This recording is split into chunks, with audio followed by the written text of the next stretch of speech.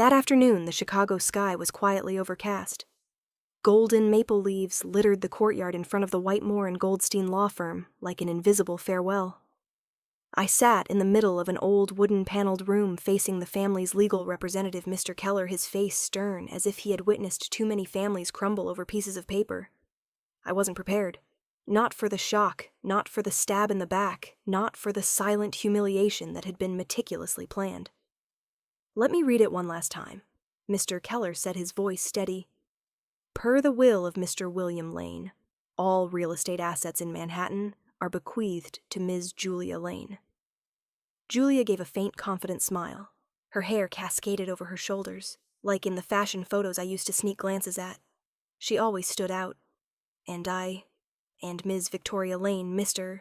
Keller continued glancing at me over his rimless glasses, inherits legal ownership of a personal garage located in East Detroit, Michigan, along with all its contents. A garage. I stared at him, stunned.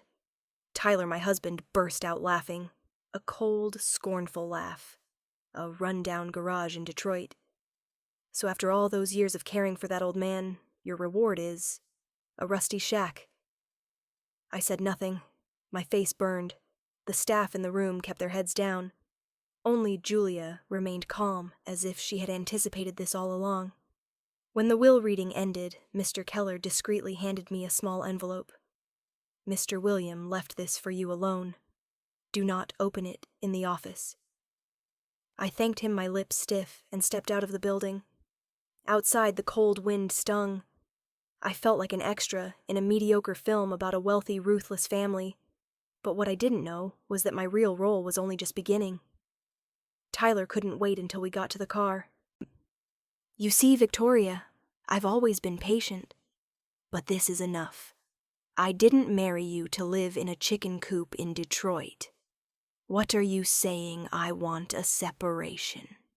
Starting today, you have 30 minutes to pack your things and leave my house." His house. I had lived in that house for nearly 7 years, paid the mortgage with him, cleaned every room, cooked every night. And now, because of a garage, I was a stranger. I didn't cry. I just walked away in silence. Sometimes humiliation doesn't need words. With the right person at the right moment, it can strip away every shred of dignity. And so I, Victoria Lane, 32 years old, penniless, homeless, with no one on my side, left my old life behind with 3 bags and an envelope labeled, "The key to your future. WL." I know many would think I was foolish. 7 years of marriage, a decent family, and now alone in the cold Chicago autumn because of a will.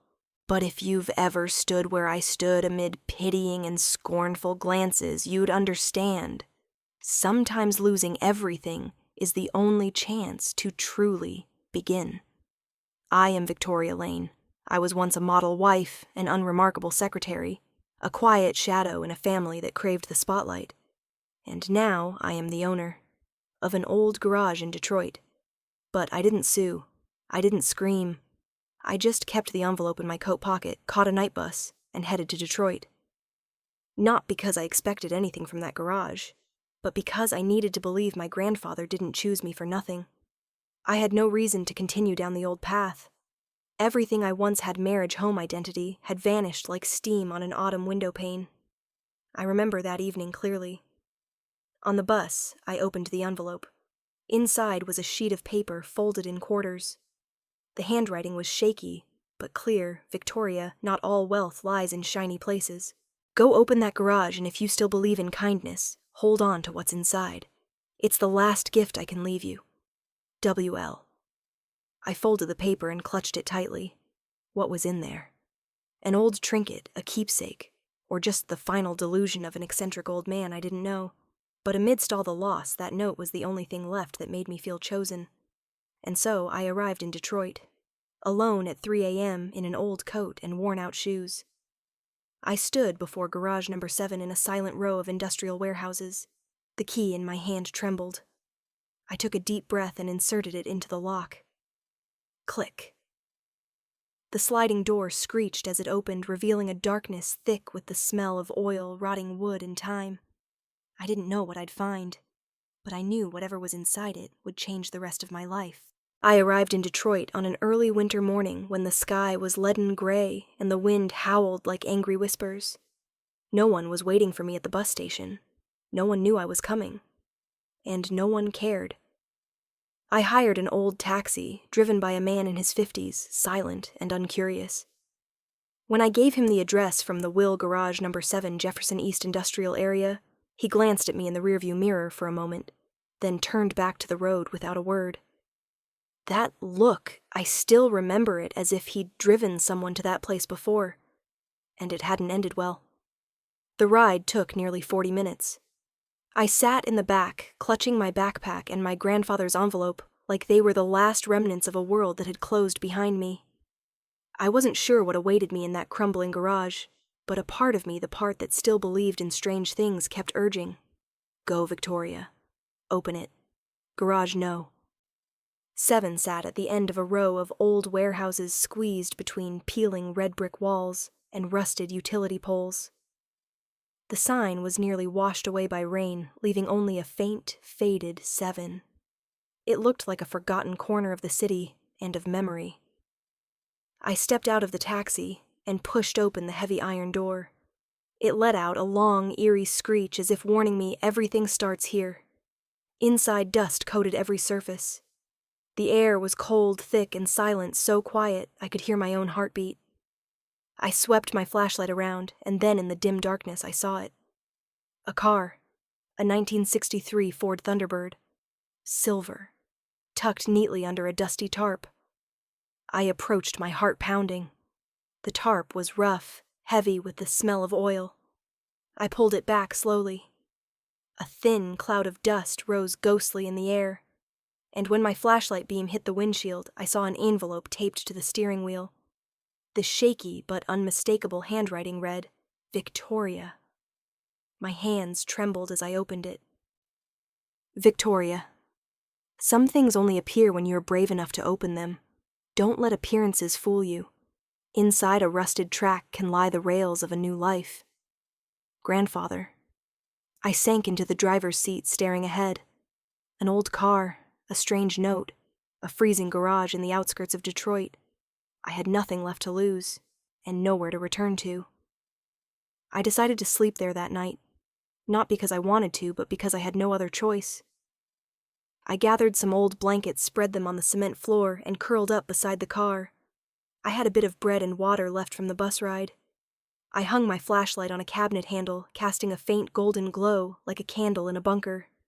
My shadow stretched long across the wall, thin and lonely. I couldn't sleep. The wind whistled through the cracks in the walls, and the clattering of the tin roof sounded like someone lurking outside. Memories flooded back like a tide. Tyler's goodbye, Julia's look that day, the Will, the lawyer's dry voice. But amidst it all was my grandfather, and his words. Some things only appear when you're brave enough to open them. Around midnight, I decided to inspect the Thunderbird more closely. Something about his words made me believe this wasn't just a keepsake. I turned on the flashlight and opened the trunk empty. I checked under the seats, nothing. But when I touched the center console, I felt a tiny, almost invisible groove. Following a hunch, I pried gently at the edge. Click. A hidden compartment popped open. Inside, wrapped carefully in old felt, was a wooden box, small, the size of a notebook. I opened it. Inside, a new passport. Name, Victoria Rivers. A bank card with the logo of a private Swiss bank. A stack of cash bundled with a rubber band I guessed over $22,000.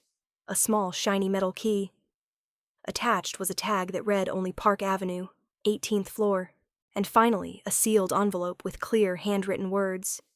Open only when you're ready to let go of everything you thought was true. I collapsed onto the garage floor. My heart was a chaotic mixed shock, trembling fear, and a strange, nameless feeling. Hope, a new passport. Cash, a new identity, an apartment in New York, and a letter promising to upend reality. Who was my grandfather? I had lived 32 years without knowing anything about the secrets he left behind. Or worse, perhaps, the secrets my entire family chose to hide from me. If you've ever uncovered a secret that made you question the most familiar things in your life, What would you do? Would you open that letter? Would you trust the dead more than the living around you? As for me, I didn't open the letter that night. I tucked it into my coat along with the key and passport. I fell asleep, clutching the wooden box as if it were a door to a new life. The next morning, when the first light slipped through the rusted door, I opened my eyes. One thought filled my mind: I had to go to Park Avenue. I had to know what awaited me behind that 18th floor door. I was no longer Victoria Lane of Chicago. I was becoming someone even I couldn't predict. And when I turned the key in the Thunderbird, its engine roared to life, smooth, almost eerily, so I knew my grandfather had never left me alone. I left the garage at 9 a.m. On the highway toward New York, I caught sight of myself in the rearview mirror. Pale face, messy hair, but in my eyes, something had changed. A flicker of doubt, a spark of courage, and a flood of questions. I couldn't call it peace, not after everything that had happened. But as I drove the Thunderbird across the Williamsburg Bridge with Manhattan's skyline emerging through the morning mist, I realized I no longer belonged to the old places. Everything familiar family marriage trust had dissolved, and I was heading toward a strange new world, one my grandfather had orchestrated long before I could comprehend what was happening.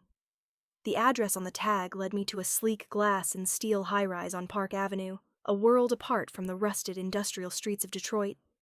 The receptionist smiled faintly as I approached. "Ms. Rivers, the elevator on the right will take you straight to the 18th floor. The apartment is ready." I froze. That name Rivers was the one on the passport my grandfather left me. It felt strange to be called by a name that wasn't mine, like I'd already begun living another life without realizing it. The apartment opened before me like an empty stage-light wood floors, elegant furniture soft lighting a faint scent of wood and dried citrus. Everything was too perfect, lacking only humanity. On the white marble table in the living room sat an envelope handwriting I recognized with a pang. "Victoria, you're here." Good. What comes next may hurt. But sometimes only after the truth cuts deep can we truly live. In the safe behind the bookshelf are things I never had the courage to say. The code to the safe is the birth date of the person you think is your sister. WL. I turned reflexively, the bookshelf on the west wall. I found a small notch, pressed it lightly. The wall slid silently aside, revealing a black wall safe. I entered Julia's birth date, 06/12/1987. A click echoed in the silent room like a blade slicing through the veil of reality. Inside was a black wooden box, a small USB with a red string, a sealed thick envelope, and an old hospital file. I picked up the file first, feeling the thin paper heavy as the world in my hands. The first page read in bold, Lane Family, Pediatrics, 1987. I took a deep breath and turned the page. Patient name, Julia A., age newborn, 7 days old. Note, biological parents unknown. Placed for special adoption. File A23. Sable. Supervised by William Lane per internal organization orders. I didn't understand all the coded terms, but one thing was clear. Julia wasn't my parents' biological child. Not a normal adoption. She was part of a plan, an asset placed in our family overseen by my grandfather. I was reeling. My body felt as if doused in ice water. I dropped the file and picked up the second envelope. Victoria Julia was brought into our home at 7 days old. I didn't choose that I was following orders, but I loved her like my own granddaughter.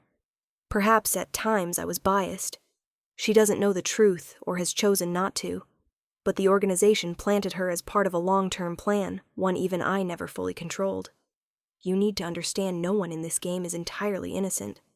I've left all the evidence in the attached USB, but don't open it unless you're truly ready to trade your trust for the truth.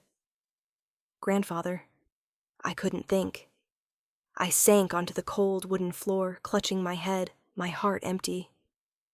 I thought of childhood days, playing superhero sisters with Julia, how she was always the first to defend me when I was bullied. I'd always felt small next to her, my brilliant, beautiful, slightly mysterious, but warm sister. And now my entire life had been torn apart like a painting, misdrawn from the start. I didn't know whose side I was on. I didn't know if Julia was a victim or programmed, and my grandfather, the man I revered most, was at the center of it all. I stood up. The apartment was still picture perfect, but its glamour now felt cold, meaningless. Every object, the teacup, the rug, the empty picture frame, seemed like a silent witness to a secret kept too long. I opened my laptop and plugged in the USB. A single folder appeared, Raven, A23, confidential. I clicked it, an audio file titled Victoria. Open when you're alone. I played it. My grandfather's voice came through deep, weary, but resolute. If you're hearing this, then the worst has already happened, and now only you can continue what I was forced to stop. I shut the laptop. My heart pounded. I wasn't ready, but I knew there was no turning back. Once the truth begins to unravel, it doesn't stop just because you're not ready. I looked out the glass window. Below Manhattan sparkled bustling a place where everything seemed under control. But I was beginning to understand the greatest things are always hidden behind the calmest facades. I didn't know what my grandfather hid in the next recording, but I knew when I opened it, my world would never be the same. And in the next chapter, I'll tell you exactly what he did, and why he stayed silent his whole life. They say when the truth comes late, it doesn't heal. It destroys. I didn't understand that until I began listening to the recordings on the USB my grandfather left behind. His voice echoed hoarse but heavy, like when he taught me chess as a child. He never raised his voice, but every move made me feel challenged. And now, sitting alone in an apartment in the heart of Manhattan, with my laptop glowing dimly in the dark, his voice felt like it came from another world. Julia is part of the system. You don't need to understand everything right now. But trust me, she's not just an adopted child. She was created for a greater purpose. But sometimes, even the most carefully programmed plans are swayed by real emotions. I stopped the recording, my heart racing. I needed a moment. I turned to the large glass window on the right side of the apartment. Night had fallen over Manhattan. The golden lights stretched like giant neural networks connecting the city's corners. Part of me wanted to believe it was all a mistake, that he was paranoid or senile. But my rational mind knew everything I was uncovering had been calculated with precision. And the scariest part was, he had prepared for the day I'd find out. I leaned back on the sofa, eyes closed, and memories flooded in. I remembered childhood. Julia was always special. She played the violin at 4, while I didn't read music until 8. Whenever grandfather visited, he'd call Julia, first take her into his study door closed. I once asked him, "Why don't you teach me chess anymore?" And he replied, "You have to learn to see the board before asking for the next move." I didn't understand then. Now I did. Julia was the queen in his chess game. And me, perhaps just a pawn held back for the endgame, in case there was a chance to flip the board. I sat up. Something was off. A faint click, almost inaudible from the corner of the ceiling, where a recessed light glowed softly. I pulled a chair, climbed up, and checked. A tiny black dot the size of a pinhead, a camera. I twisted it gently, and sure enough, a tiny camera hidden in the light fixture. I traced the signal wire behind the drywall, opening a wall cabinet. Inside was a small hard drive and a powered-off monitor. I turned it on. After a few seconds, an interface displayed a folder labeled Watchdog Archive. Each file was time-stamped and initialed. I found an odd one. V+TT Confidential 2022-1107. I clicked it. The footage showed this very apartment's living room where I stood. But what stunned me were the two people in the frame, Julia and Tyler. They sat close on the sofa where I was sitting now. I couldn't breathe. My heart felt crushed. Julia smiled, leaning her head on Tyler's shoulder. He placed a hand on her thigh, then kissed her. Not a polite kiss, the kind shared by people intimately familiar with each other. I turned off the video. My body trembled, my knees buckled as if my spine had cracked. For years, I tried to believe their relationship was a misunderstanding. I had hunches, the glances over dinner, the abruptly ended calls, Tyler's unusual coldness. But I told myself I was paranoid, that my sister would never do that, that my husband, no matter how bad, wouldn't stoop that low. But here was proof. And my grandfather knew. He left the camera, the video, the hard drive, not for revenge, but so I'd have no reason to excuse the lies of those I loved most. I lay flat on the floor, tears silently streaming down my face. I don't know how you'd feel discovering your husband's betrayal, but if the other person was the one you called sister for 30 years, that feeling, it's not just pain, it's the collapse of your entire foundation. I felt disgust, but at the same time something in me couldn't fully hate Julia. I thought of her, the child placed in our home as a mission. Did she ever know grandfather's love for me was different from his for her? Did she ever feel like an outsider trying to belong at any cost? Was it possible that because he loved me quietly, Julia had to find another way to prove her worth? And Tyler, that weak man, always swayed by others' shadows, was he just a tool in her quest to reclaim her place? I didn't forgive, but I no longer had the strength to hate. I stood up, wiped my tears. I couldn't break down here. If grandfather showed me the truth, he must have believed I could carry on. I returned to the monitor. Another recording had appeared, heaved into your basement. The final one. I didn't open it yet, but I knew it might hold the last secret about grandfather, about the organization, and about Julia. Some truths aren't meant to be known, but to be chosen, either be buried by them or rise and face the consequences. And when I opened that final recording, I knew I'd stepped into the most dangerous part of the story he left behind. His voice was the same deep resolute, carrying a cold sorrow. Victoria, if you're listening to this, I know you've seen it all. And maybe you're hurting. But pain is only part of it. What matters more is the choice: either stop here, live safely in this apartment, or continue what I couldn't finish. I turned on the light, grabbed a notebook. The USB wasn't just recordings, it had encrypted documents. I recalled the papers in the safe bank transaction logs, money funneled through shell companies.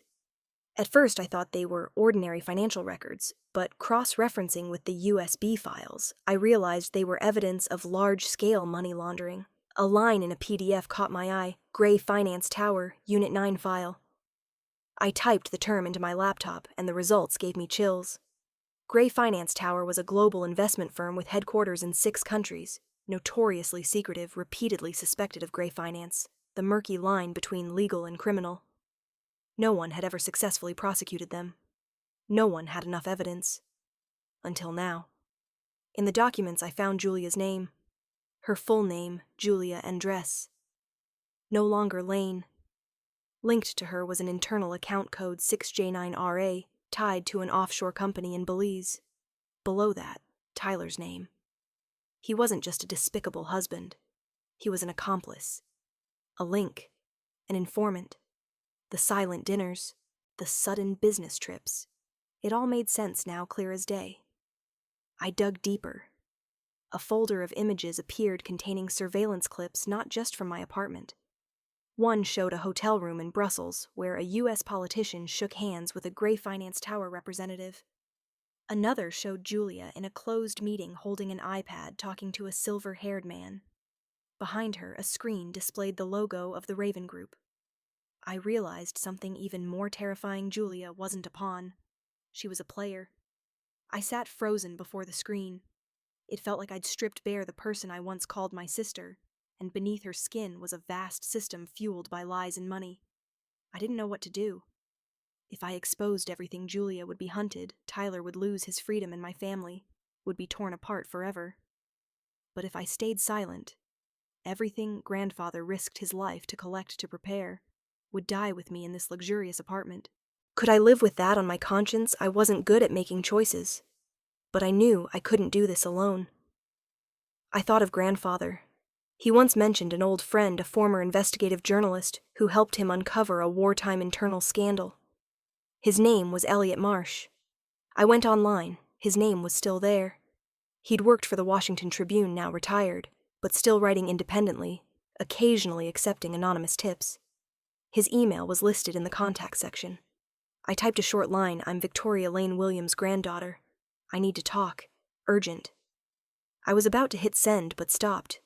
If he was real and uncorrupted, I'd find answers. But if he wasn't honest anymore, I'd just painted a target on my forehead. I changed my mind. I wrote a different line: I have information on Gray Finance Tower. Need to meet in person. Don't trust any network connections. I sent it and waited. Soon a reply came, Washington Square Park. Third bench from the north, 9 a.m. tomorrow. Come alone. I closed the laptop. The clock showed nearly 3 a.m. My mind was a tangled mess. Julia Tyler, the organization, the money network, the videos, grandfather, the basement vault, and me, a woman who'd never left her comfort zone, now holding a massive web in her hands. I wondered how many people have stumbled into a story bigger than themselves and couldn't turn back. I want to hear from you. I need to know there are still people out there willing to tell the truth, no matter the cost of loss. I always thought life's big decisions would come with a grand moment, maybe thunder, a fateful phone call, or a look that left no way back. But that morning I walked into the most important meeting of my life in silence, a foggy Boston morning bone, chilling, with almost no one noticing me. Just a lone woman clutching her bag heading toward the third bench in Copley Square, where an old man sat waiting. He wore a gray overcoat, a fedora, and held an old book, a figure that could blend into any Boston street scene. But when I sat a few feet away, he tilted his head slightly, eyes fixed on the page. How much of the truth did you bring? His voice was low and dry like old paper. I froze. No greetings, no identity checks. Straight into dangerous territory. Enough for my grandfather to think you'd believe me. I replied, not turning my head. We sat like strangers sharing a bench. Birds flew by. A young couple jogged past. The world didn't know a global money laundering network was about to be exposed by two nobodies in a park. I owed him my life, Elliot said after a long pause. Now it's my turn to repay. I opened my bag, pulled out a small USB, and printed documents. On the cover, I'd handwritten, "If I disappear, don't let this truth die with me." He took them without a word. His hands trembled slightly, whether from age or the weight of what he held, I couldn't tell. "Have you read it all?" he asked, gazing at a distant monument. "Enough to know I'm not living in the world I thought was real. You know, if you release what's in here, you'll never be who you were. They'll come for you. They'll erase your traces." I stayed silent. Fear clawed at me, but it was no match for my resolve. Julia and Tyler's betrayal, grandfather's instructions, the orchestrated dirty deals, all pushed me forward. There was no going back. "So, the question isn't whether you have enough evidence," Elliot said, closing his book. "It's, are you brave enough?" I turned to look at him for the first time, and nodded. We parted after 15 minutes. No handshake, no good luck wishes. Just a glance as if we'd exchanged the rest of our lives in that moment. On my way out of the park, I did the first thing, tossed my phone's SIM card into a public trash can. I'd used it since I was 21. It held hundreds of calls with Mom Julia, even Tyler. But now it was just a wrong name in a wrong life. I bought a new phone with a prepaid SIM unregistered. My name was now Victoria Rivers. No more Lane, no more good daughter or model wife. I was living the life my grandfather had sketched out long before I could imagine where I'd end up. I returned to the Park Avenue apartment like a shadow, quiet, sparing words even with the receptionist. They still called me Rivers, and I was starting to like how the name slid past my ears like a silent but unstoppable river. I powered up my personal laptop, accessing the network one last time under my old IP to erase all traces. I deleted social media accounts, closed emails, canceled bank cards. Even my insurance policy was terminated with the excuse of relocating abroad indefinitely. For a moment, I truly felt like I was dying, not physically, but a kind of spiritual surgery, cutting away the old self to wear a new face, enter a new game, and survive. I opened the USB again, this time the Raven Protocols folder. Inside was the entire organizational structure, financial, political media links, coded names, money routes through virtual banks. I realized one crucial thing: Gray Finance Tower was just a branch. Julia, though involved, wasn't the head. She was an arm. The question was, who was the brain? I noted 3 names grandfather hadn't decoded: a senator, an investment fund director, and a journalist who appeared in a photo with Elliot. Trust was the most fragile thing I had left, and the only thing I needed to keep going. I began planning my move. I needed to leave New York for a while. Elliot would connect me with a new contact, an independent investigator who'd worked with grandfather in Eastern Europe. But first, I had one more thing to do. Something I wasn't sure I should. I wanted to send a letter to Julia. Not to apologize, not to accuse, just to say I know everything. And if you ever want to let go, now's the time. If you want to be human again, I'll still be waiting. That's all. I didn't know if she'd receive it, or if she'd trust me anymore. But if I'd learned anything from Grandfather, it's that those who hold on to kindness amidst a dark web still have a chance to start over. I sealed the letter, leaving no return address. I sent it to a small post office in Chicago, where Julia and I spent a summer when I was 16. When we were still sisters, at least in my memory. They say the truth once revealed is like light, piercing the dark, clear, undeniable. But I was wrong. It's more like an explosion. Silent at first, then rippling outward, devouring everything nearby. That morning, Elliot's article went live on the front page of an independent online newspaper, small but respected in investigative circles. The headline was a gunshot beneath the silence of black financial empire. No real byline. The author was simply one who owes the truth a name. The article didn't just expose Gray Finance Tower. It unraveled murky connections between major investment funds, offshore accounts, and election manipulation through dark money.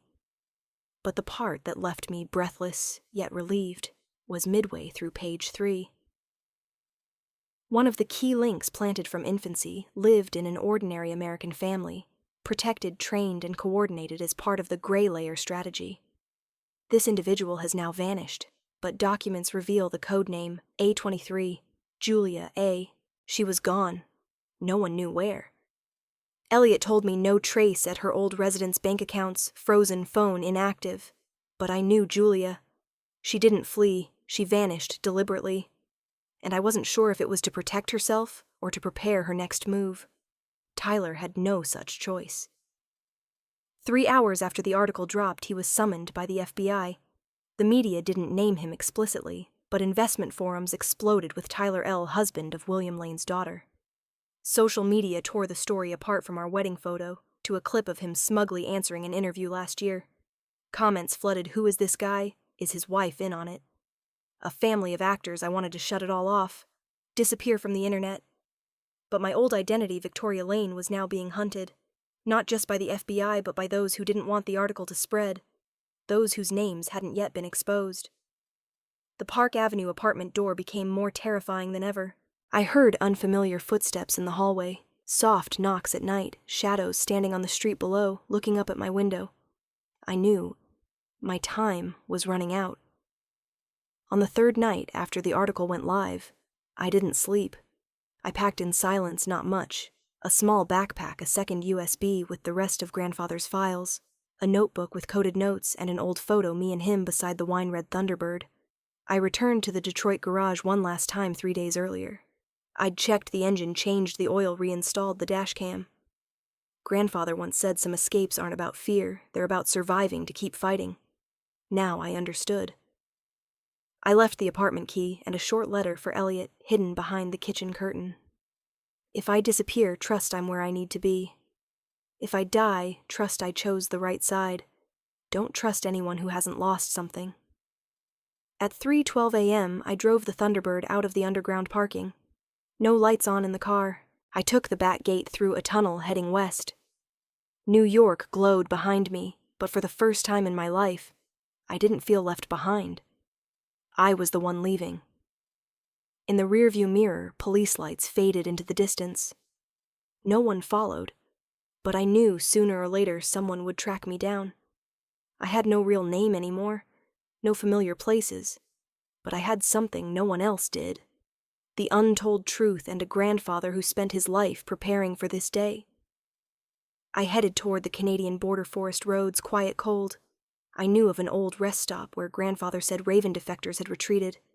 If anyone knew the rest of the plan, it was them. Sometimes what seems like an end is a door to a new beginning. Not glamorous, not loud, just a small path toward light. I returned to Detroit on an early autumn afternoon. The sky seemed washed clean after a long rain. The maple leaves had begun to turn red gold, deep brown. The sight made me realize for the first time in years I truly saw the season changing. The Thunderbird stopped before garage number 7, where it all began, where I thought I'd lost everything. But now I no longer saw it as a symbol of pain. It was proof of a truth that couldn't be silenced, and the foundation for what I was about to do. I decided to restore the garage, not as a cafe, a museum, or a secret hideout. I turned it into a library, a small independent library, no fancy sign, no complex QR codes. I named it Freebird Library after the song Grandfather used to hum while fixing cars. 'Cause I'm as free as a bird now. I repainted the walls, kept the old cement floor to remember its origins.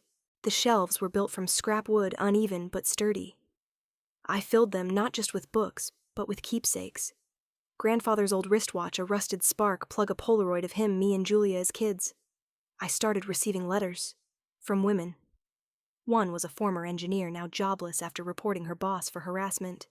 A 19-year-old girl who fled an arranged marriage to a man 30 years her senior. A single mother whose bank account was frozen because it was joint with her ex-husband. They came to the library first to read, then to stay. I taught them basic financial management. One woman taught me flower arranging. Another knew electronics. Together we rewired the garage's lighting with recycled materials. Slowly, Freebird Library became a refuge, not just physically, but emotionally. A place to be yourself without being asked, who are you in this society? One evening while sorting books, my phone pinged with a message. It was Elliot. A short message, just a link and one word, sister. I opened the link. A brief news clip in English from Bangkok. An unidentified American woman was found living in the Bang Na suburbs under a false name. Images match Julia A. linked to the Gray Layer investigation. No formal arrest warrant, but authorities are monitoring. I sat stunned. She was alive, not in prison, not in power, but in silence. I pictured her in a simple rented room, brewing Thai tea hair, neatly tied eyes, still sharp with that old cleverness, but without the glow of grandeur. And I felt a flicker of relief. Not because she escaped, but because she had a chance to truly start over as a real person. Not an assigned identity, not a role the organization gave her. Maybe for the first time she was living not to complete a mission, but to find herself. I set the phone down, stood up, opened the garage door, and stepped outside. Detroit's air carried a breeze. Kids rode bikes on the sidewalk. The smell of burning wood drifted from a neighbor's house. Everything was so ordinary it made my heart ache. Because I realized justice is necessary. It keeps society from collapsing. But compassion keeps people from breaking. I chose to write the letter to her.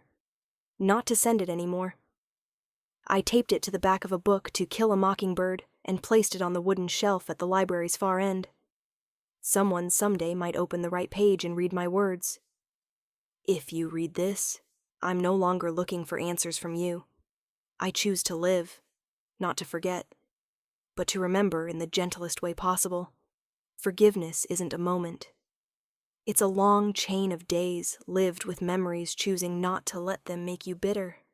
It took me years to understand that, but maybe just one afternoon to start practicing it. Last week I withdrew money from the old account, the last of what grandfather left me. I'd kept it as a safety net, a thin shield if everything fell apart, but now I knew it no longer belonged to me. Not entirely. I sent it away not in my name, not through a familiar bank. An intermediary transferred it to a silent account in Asia, where the holder's name was just J.A. No message. No conditions. Just a chance. That night I sat in the library, the yellow light spilling over the city map I'd hung on the wall. Each place I'd been was marked with a red dot. New York pain, Boston deals, Toronto hiding, and now Detroit starting over.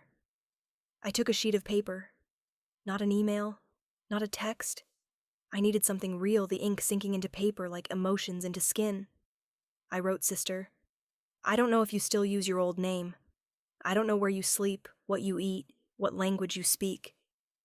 But I know you're alive, and living is a chance. We can't go back, nor should we try. But if you ever thought you couldn't start over, know this, I was there once, and I'm still standing. I've forgiven. Not because you deserve it, but because I don't want to carry hate another step in my life. You're still family. When you're ready to begin again, start where I did, a small library.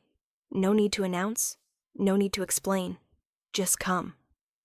I folded the letter, sealed it, and sent it through the same intermediary with the money. The courier didn't know the recipient. They only knew the final drop-off was a small post office in Bangkok's suburbs. I didn't expect a reply. Not because I didn't hope, but because I'd learned not everyone can come back, but everyone deserves a chance to start over if they want it.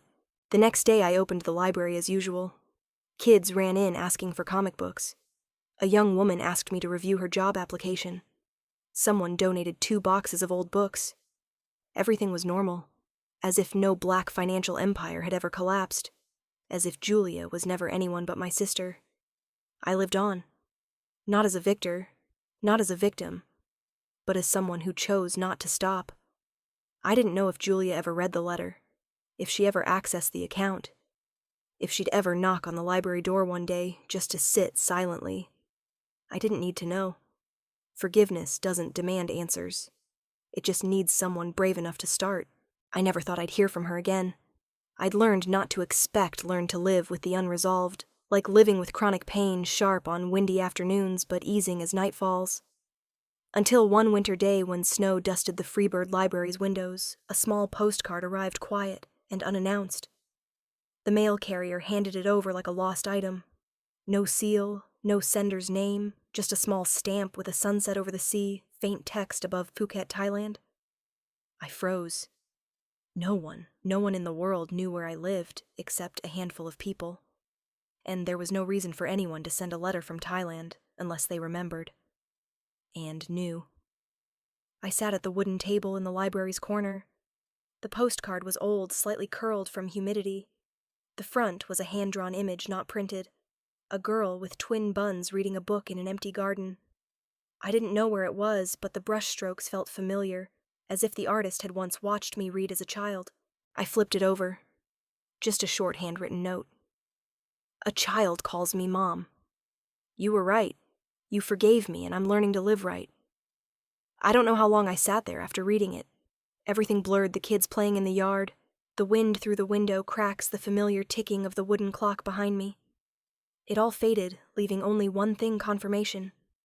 She was alive, and she understood.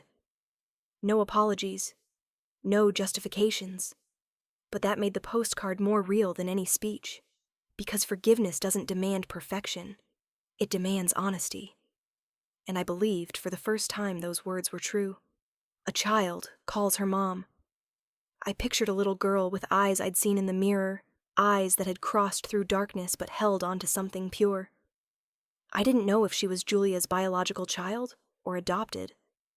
But I knew if Julia could love a child unconditionally, maybe she was truly starting over.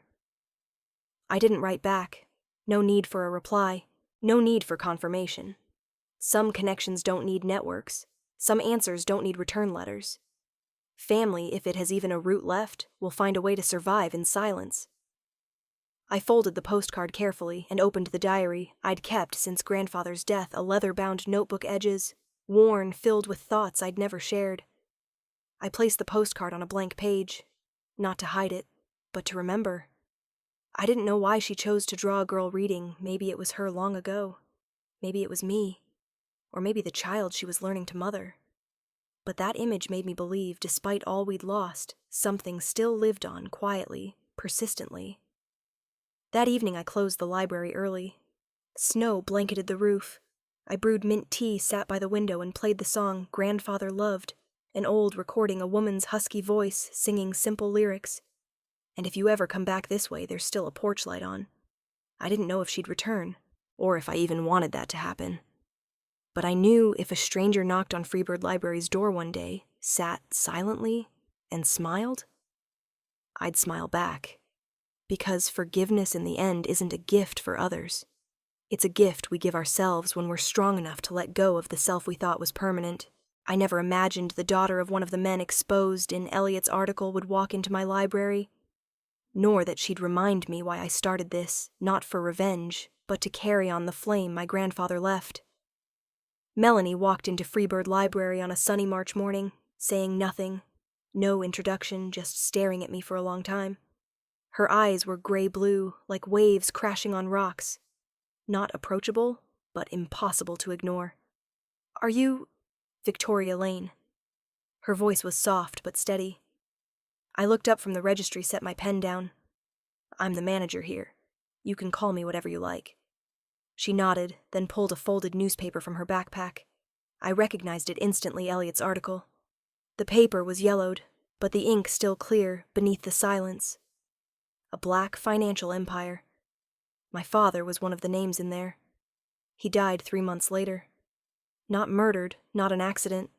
He took his own life. I didn't know how to react. Part of me was used to the costs of truth, but this was the first time I faced its consequences, not from the guilty, but from the next generation. Melanie didn't cry, didn't blame. She just continued.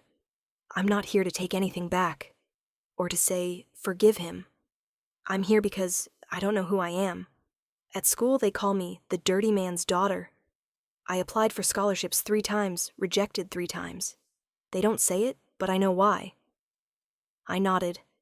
I'd heard that story from others, but each time from a different voice, it left a unique cut. "I found this library through someone who came here," Melanie said. "They said no one here asks, 'What do your parents do?' They ask, 'What do you want to learn today?'" I smiled, then asked, "What do you want to learn today?" She hesitated, then said, her voice small journalism. "Not for sensational stories, but to tell stories like Elliot did. Like, you lived." We started small note-taking sourcing, asking questions without making people feel interrogated. She learned fast, wrote like a machine, read tirelessly. But what gave me faith wasn't her speed. It was that every day she asked, "Did anyone new come to the library today? What do they need?"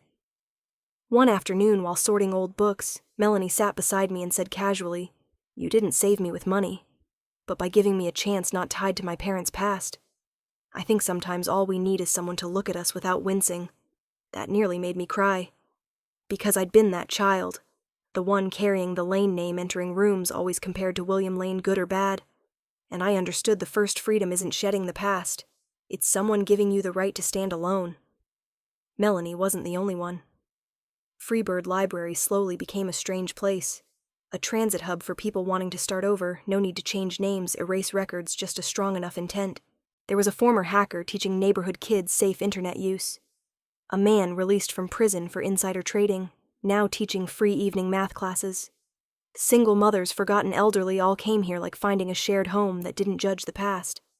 If you've ever dreamed of such a place where redemption is measured by days lived well, not years in darkness, what would you call it? Share with me. Because sometimes a good idea just needs the right listener. I started hanging quotes from library visitors on the old brick wall behind the checkout counter. One of my favorites was Melanie's "Starting over isn't from zero. It's learning not to fear old gazes." I read it whenever I'm tired. I also placed an empty chair by the largest bookshelf, a wooden chair nameless. I told people that chair is for someone not yet ready to come. In my heart, I called it Julia's chair. I don't know if she read the article about Melanie's father, or recognized what I'm doing here as the rest of the letter I sent. But I know if grandfather were alive, he'd understand. Because he didn't leave me a fortune, but a responsibility. To keep the flame alive after he closed his eyes. And I think I'm tending it in my own way. I used to think freedom was a place, a space where no one demands watches or recalls your past. But today, holding the last key to Freebird Library and preparing to send it off, I realized freedom isn't a location. It's in the choice to leave what you thought was your destination. This morning was sunny. Not the harsh summer glare or the cold winter light, but a gentle glow like a timely farewell. I stood before the library's worn door, taking a deep breath. Inside the shelves were still full. Sticky notes from visitors remained, dreams, apologies. I'm trying scrawled messily, but sincerely. I left a short letter on the wooden table under grandfather's old lamp. "If you're the next to come, don't ask, 'How should I go on?' Ask, 'Do I dare keep the flame in my own way?' This library doesn't need a perfect person, just a kind one." I placed the key beside the letter. No need to lock the door from outside, the next person would know what to do. And if no one came, the books would wait for the right one. I went to the car. The Thunderbird had its final tune-up full-tank engine, still smooth as the day Grandfather taught me to drive.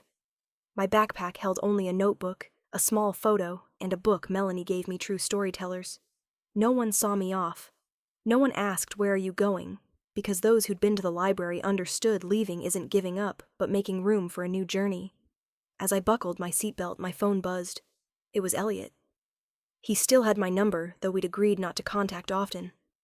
Only when necessary, or when something was worth breaking the silence. I answered, saying nothing first.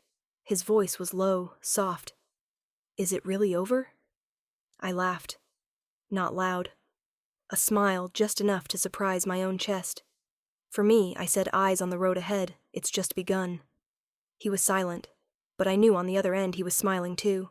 Some people don't need farewells, they've walked far enough together in the old years. I hung up, started the car. The engine hummed gently like an agreement. No one knew where I was going. Even I hadn't decided. Maybe west, where Grandfather mentioned an old research station needing a caretaker. Maybe south, where a woman from the library was starting a vocational center. Or somewhere entirely new, no name, no story yet. One thing was certain, I carried no hate. No need to prove anything. I didn't need anyone to say I was right, wrong, or worthy of forgiveness. I carried only one choice, to live in a way I wouldn't regret. I drove off the old road, not looking back. In the rearview mirror, I saw only the rising sun. Its light spilled over the steering wheel, my hands warm enough to know I was still alive. And for the first time in years, I carried no darkness in my luggage. Just the wind, the engine's hum, and an open expanse ahead. Because in the end, I became what Grandfather wanted.